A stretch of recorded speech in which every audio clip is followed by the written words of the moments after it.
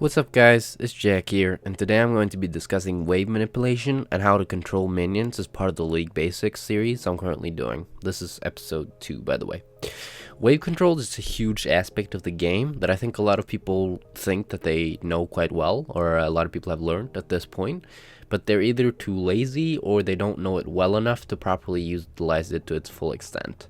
I see a lot of players that miss a lot of CS or throw their lane because they aren't confident in their knowledge on waves, so they either push without thinking or do like a large slow push in which you get a huge wave to push into the enemy team, which results in the enemy team getting a lot of free CS and you losing your advantage in the lane if you had any, or maybe just falling further behind. One of the most important things is the fact that if a minion wave has 4 more full HP minions, it will push until it encounters a champion or a tower to stop it.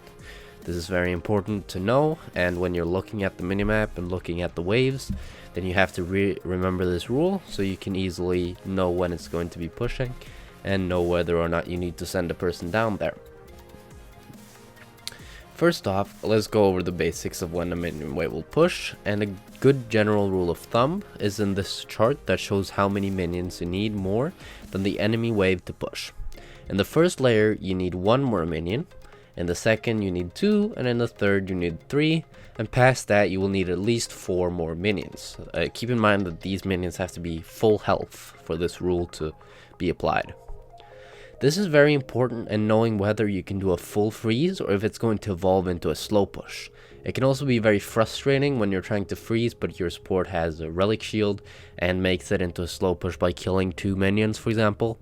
But so when you're trying to set up a freeze, you have to know, will this become a slow push even if I freeze perfectly, or will it be able to be a perma freeze? Because those two things are very different in how effective they are.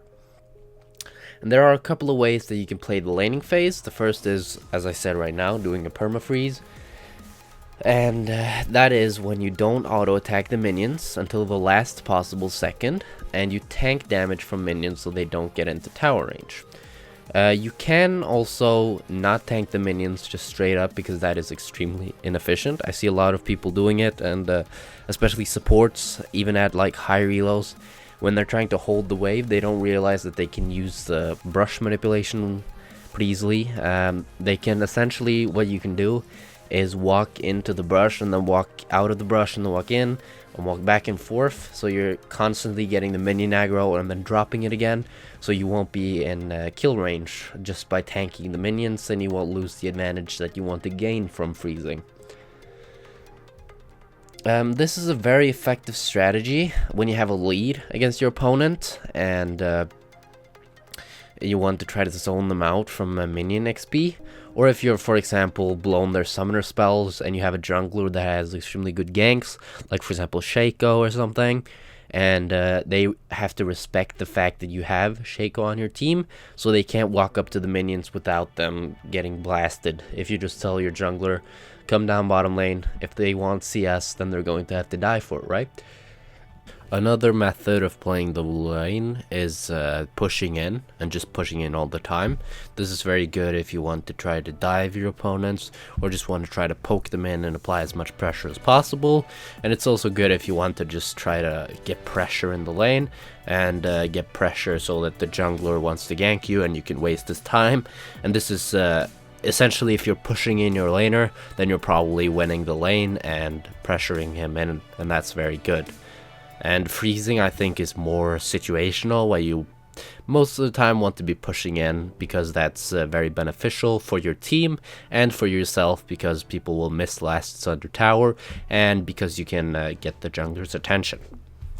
The next thing is doing a slow push, which I think can be very effective if you want to try to set up a dive or something at the tower, but it's not very much used. You usually just try to push in as fast as possible if you're trying to set up a dive, but if you have like this huge minion wave that you can get to the turret, then it can be effective if you want to just send everybody down bot lane. For example, if you're setting the slow push up right there, and then suddenly you can get a tower for free because they have to respect the fact that you're so many people there and that you have such a huge minion wave that can tank the tower for so long. And you can also set up a dive with this with, for example, your top laner, and I think you can set it up much easierly in competitive or more competitive play. Another thing that I see a lot of people do that I think people don't really think about is always pushing in when your opponent backs. And like, I think a lot of people don't know how to counteract this. And you should also know when you shouldn't just push it in. For example, you shouldn't push completely into your opponent if you can't get it completely into the tower, because then it makes it so that they can easily set up a freeze right by their tower, and you've essentially lost the entire advantage that you wanted to gain from pushing them in the first place, because they can just freeze at their tower, and then suddenly they can maybe even get a perma-freeze on you, and that's really bad for you if they play it correctly after that. And the second thing is you have to respect their jungler when you're trying to push it in. I've had so many times where I've double killed the enemy opponent, or the enemy bottom lane, I mean. And I've tried to push it in, and I just wanted to push it in back, right? But then their jungler comes, and he kills me, and he maybe even gets a double kill, you know? So you have to be really wary of that. And a lot of people, I think, are wondering, I'm always getting pushed in, right? What can I do to counteract this? What can I do to stop this? And I think the best way to stop this, or like sort of counter it, is by faking your back and then walking like far back, and they think you've backed, so they just push you in, and then you clear it, and maybe even you can push it in before they're back, and then suddenly, instead of losing those 6 minions from backing, you've gained maybe 12 minions if you were able to get both of the waves, and then they lose 6 minions. Like, that's the best case scenario. And that's a huge benefit for you, and something that you really should try to abuse. Don't just back when you have enough gold for your item. You have to remember, like, how is the wave pushing right now? Can they dive me? Because you don't want to stay if they can dive you, then you just have to back sometimes. But you don't want to, like, waste your back timing so you lose a lot of CS, because that's valuable gold, right? And you also have to remember when trying to push the wave in, if that is not a cannon wave, it will take much longer for the tower to kill all the minions. So that can easily extend the period in which the tower is hitting the minions by 5 seconds even. So you have to calculate that in when you realize whether or not they can get back to the minions before the tower has started killing any minions. Because if you push them in and then they're able to get the entire wave and the cannon, then suddenly you pushing them in doesn't become that effective anymore, because then it just becomes even for them, right? Also, something that I think you need to be wary of in wave manipulation is how long the tower takes to kill your own minions.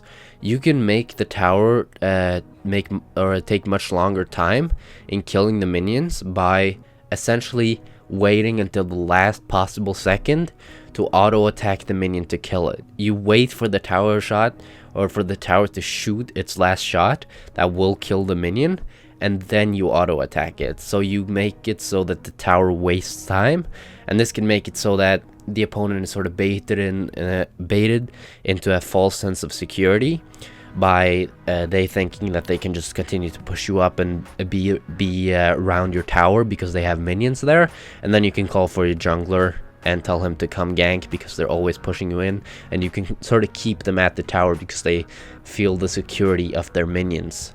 And that's a very efficient way to bait in your opponents. By the way, another very important thing to remember when you're trying to set up a freeze, or just thinking about wave control in general, is the fact that cannon minions can really be douchebags and really fuck up how you think the wave is going to be pushing. Like, if a cannon minion isn't focused, it can be worth 4 minions, while if it is focused, it can only be worth 2 minions. So the wave can sort of be pushing randomly depending on when the cannon minion gets killed, and this can kind of ruin how you theoretically want the wave to be pushing, or try to calculate how the wave will be pushing. So that's another thing to keep in mind, yes. Another part of wave control is creating gigantic minion waves, which you can use to set up objectives, or yeah, that's pretty much the only thing you can use it for. But what you essentially do is kill either 3 caster minions or 3 melee minions in a wave, And I would recommend the caster minions because they do more damage and it's more efficient that way, and they also have less health, so they take less time to kill. And you essentially kill those 3 minions, and due to this, a huge minion wave will start spawning right there and will push into the enemy team. So what you can use this for is, for example, setting up a Baron, and then they have to send somebody bottom lane, and then if they don't send the guy with teleport, then you can either bait Baron or rush Baron. Or you can maybe get a tower top lane if you're doing it bottom lane, or do the opposite with getting like a dragon if you do it top lane, or getting a tower bot lane if you do it top lane. However, if you don't manage to get any objectives off of this, then it's very bad for your team, because you essentially just gave them like 30 free CS while you lost all those CS. So you have to do it correctly and get something out of it to not be a huge waste of resources. Thanks a lot for watching, guys. We just hit 1,000 subscribers. We're at like 1,050 I think now.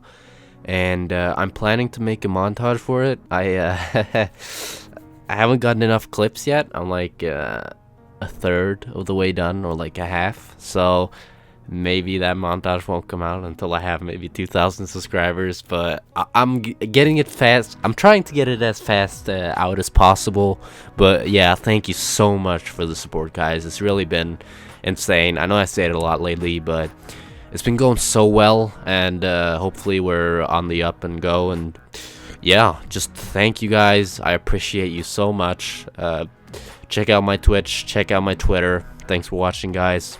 Leave a like, subscribe if you enjoyed, and if you didn't enjoy, dislike it. Tell me what was wrong. Give me some constructive feedback, and if you liked it, you can tell me why you liked it, you know. But yeah, thanks, guys. Hopefully I'll see you in the next video. Bye.